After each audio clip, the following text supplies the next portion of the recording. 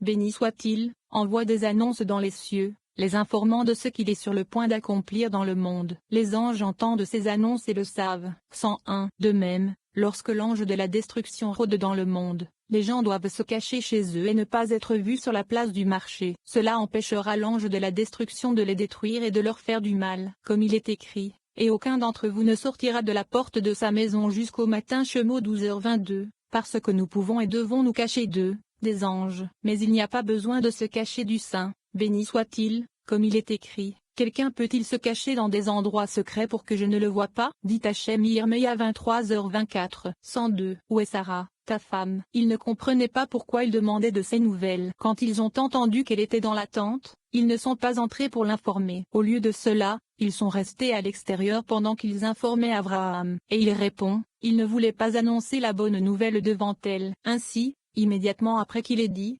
voici, dans la tente, il est ensuite écrit, il a dit, je reviendrai et je reviendrai certainement chez toi l'année prochaine à la même époque, et voici que Sarah, ta femme, aura un fils. Bereshit 18h10. Voyons voir, il était très poli et correct qu'il ne dise rien à Abraham avant qu'il ne les invite à manger. De cette façon, il ne semblait pas qu'il les invitait à manger à cause de la bonne nouvelle qu'il lui apportait. Par conséquent, ce n'est qu'après le verset et ils mangèrent qu'ils l'informèrent de la bonne nouvelle. 03. Il demande, il est écrit, et ils mangèrent. Mais les anges célestes mangent-ils? Et il répond, pour l'honneur d'Abraham, il semblait qu'ils mangeaient. Cela signifie qu'ils donnaient l'impression de manger. Rabbi Elazar dit, ils ont réellement mangé, car ils sont le feu qui consume le feu. Et ce n'est pas comme s'ils mangeaient. Ils ont donc mangé tout ce qu'Abraham leur a offert, car du côté d'Abraham, ils ont mangé à un niveau supérieur. Cela signifie que la descente des chassadim est le secret de manger à un niveau supérieur. Et Abraham est le secret du Z. Par conséquent, tout ce qu'il leur offrit venait de son propre attribut,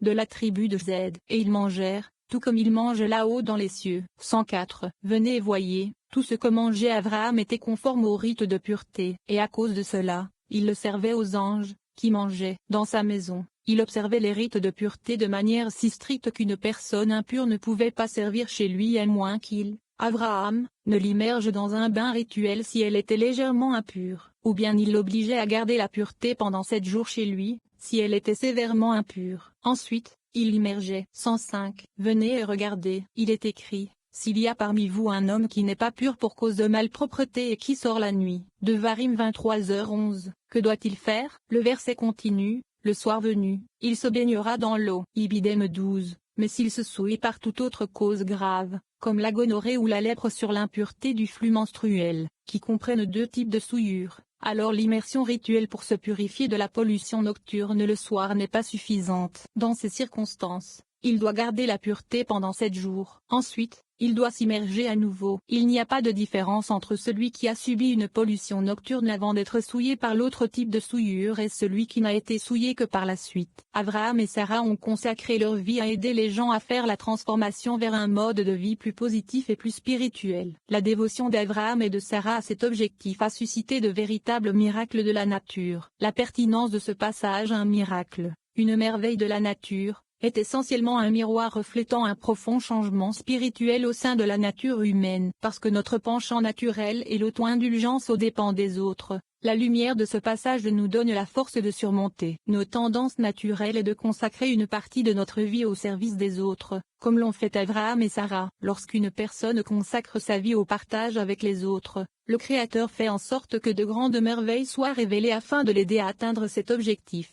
106. Abraham et Sarah préparèrent des bains rituels pour chaque personne, lui pour les hommes et elle pour les femmes. Et pourquoi Abraham était-il occupé à purifier d'autres personnes? Parce qu'il est pur et qu'il est appelé pur, comme il est écrit, qui peut faire sortir une chose pure d'une chose impure? Pas un seul. Io 14:2.4, où pur s'applique à Abraham, qui est sorti de Térak, qui est impur. 107. Rabbi Shimon a dit, c'est pourquoi Abraham s'est enfoncé dans l'immersion rituelle, pour rectifier la note d'Abraham. Et quelle est sa note? C'est les hauts moins nommés chassadim, qui sont appelés. Pour cette raison, il a préparé les gens à être purifiés avec de l'eau. Et quand il a invité les anges, ses premiers mots ont été comme il est écrit, qu'on aille chercher un peu d'eau, je vous prie. Bereshit 18:2.4- pour se fortifier avec cette qualité qui contient de l'eau. Nomi Z. 108. C'est ainsi qu'il purifiait les gens de tous les péchés, y compris ceux du côté impur et de l'adoration des idoles. Et tout comme il purifiait les hommes, elle purifiait les femmes. Par conséquent, tous ceux qui sont venus à lui ont été complètement purifiés de l'adoration d'idoles et de la déficience. 109.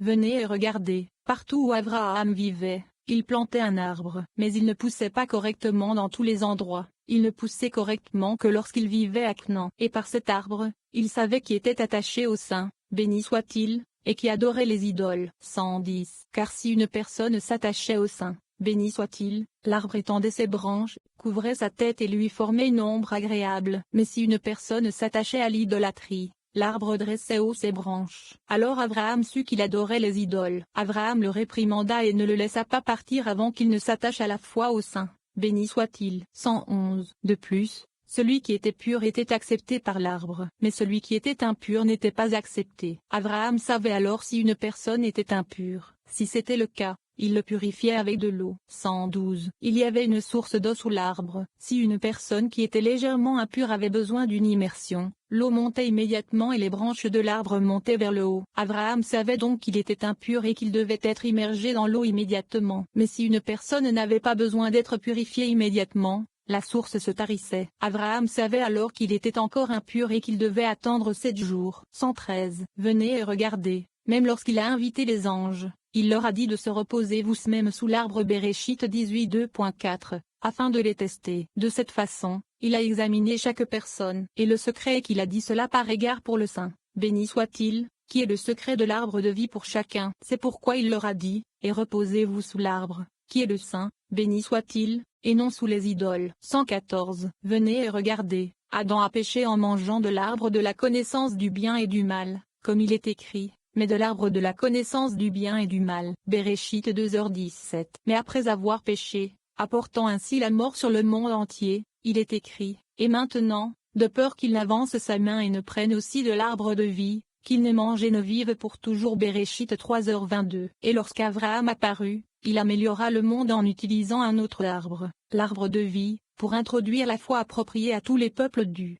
monde. Les sacrifices qui avaient lieu à l'intérieur de l'ancien temple et l'encens qui était brûlé étaient des outils puissants utilisés pour éliminer les forces négatives et maléfiques du monde entier. L'absence du temple physique à notre époque nous empêche d'utiliser ces instruments. Le Zohar, cependant, explique que les mots de la Torah qui parlent des sacrifices et de l'encens réveillent ces mêmes forces de purification. De plus, elle transforme les anges poursuivants en entités qui ne disent que des mots bons et favorables sur une personne dans les cours suprêmes. La pertinence de ce passage: il était prévu qu'un temps viendrait où de nombreux outils physiques de la spiritualité seraient perdus pour les âges. Le don de la Torah, le Zohar, et spécifiquement ce passage, reconstitue l'énergie spirituelle perdue en l'absence de tels outils. En conséquence, nous pouvons purifier les influences négatives dans notre propre vie et dans le monde en général. En outre, nous éveillons le pouvoir de transformer les décrets de jugement en paroles de louange en notre faveur. Midrash Hanolam, interprétation homilétique sur l'obscurité.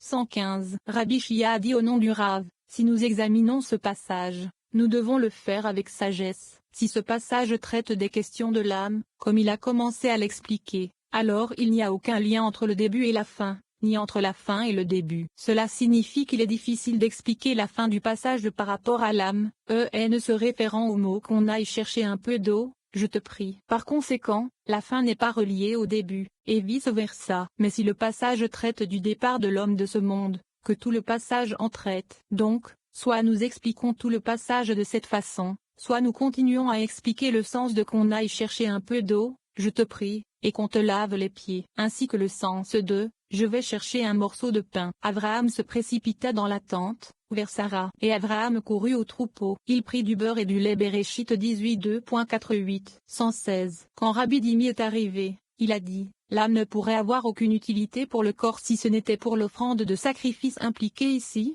qui apparaît dans les versets laisser un peu d'eau, et ainsi de suite. Même lorsque les offrandes ont cessé, comme le temple a été détruit, la Torah n'a pas cessé d'exister. Ainsi, il peut se plonger dans l'étude de la Torah, et cela l'aidera encore plus que les sacrifices. 117. Rabbi Ochanan a dit, lorsque le saint, béni soit-il, a décrit en détail les offrandes sacrificielles, Moshe a dit, maître de l'univers, tout cela est correct lorsque les enfants d'Israël vivent dans leur pays, mais que feront-ils lorsqu'ils seront exilés de leur pays? Il a répondu, Moshe, qu'ils étudient la Torah, et je leur pardonnerai. à cause d'elle, plus que pour tous les autres sacrifices du monde, comme il est écrit. C'est la Torah de l'Holocauste, de l'offrande de repas. Vaïkra 7h37, cela signifie que la Torah est à la place de l'Holocauste, à la place de l'offrande de repas, à la place de l'offrande de péché et à la place de l'offrande de culpabilité. 118. Rabbi Kruspedé a dit, pour quiconque prononce les phrases des offrandes sacrificielles dans les synagogues et dans les académies d'études de la Torah, et les médite, c'est une alliance scellée que tous ces anges qui mentionnent ses péchés pour le persécuter ne peuvent que lui faire du bien.